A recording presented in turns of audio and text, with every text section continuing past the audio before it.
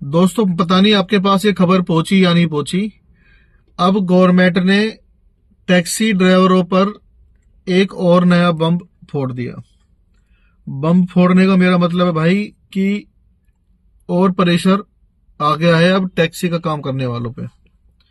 पहले तो ये हो गया कि भाई अब जो नई गाड़ी जाएंगी उन पे जो जीपीएस लगेगा भाई, लगभग 14,000 रुपए का तो वो हो गया जी। ठीक है, उसमें भी कुछ कंपनियां सिलेक्टेड है कि वो होगा तो ही आपका पासिंग होगी। ये नहीं कि आपने मार्केट से 1,000 2,000 रुपए का लेके लगवा लिया काम हो जाएगा। ठीक है जी। दूसरा भाई अब ये हो गया है कि 30 जनवरी के बाद की जो गाड़ियां सेल होंगी टैक्सी में भाई, अब उनका जो टैक्स होता था वो पूरे 15 साल का भरा जाएगा। हम जो पहले 1 साल का टैक्स भरते थे, अब वो भाई पूरे 15 साल का टैक्स भरा जाएगा एक साथ इकट्ठा।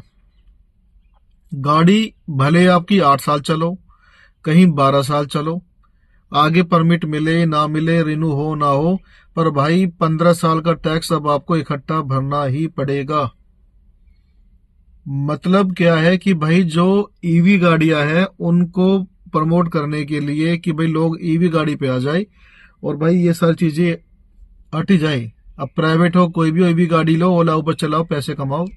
ठीक है, ये जो गाड़ी आपको सामने खड़ी है ये ईवी है और भाई ये गाड़ी चार्ज हो रही है।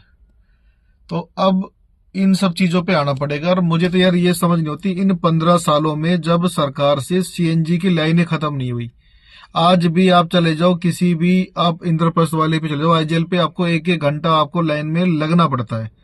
तो जब 15 साल में इन पे गाड़ी की सीएनजी की लाइनें खत्म नहीं हुई तो इतना इंफ्रास्ट्रक्चर है इनका कि गाड़ियां, सारी गाड़ी अगर चार्जिंग पे हो जाएगी तो भाई चार्ज करने के लिए पॉइंट्स है इनके पास। आप देखेंगे सोसाइटियों में एक एक पॉइंट होता है, पेट्रोल पंप पे है ही नहीं। तो भाई क्या हाल होगा। और जिनकी गलियां पतली है, आप जाके दिल्ली में देख लो, सबकी गाड़ियां बाहर दूर दूर जाके खड़ी होती है।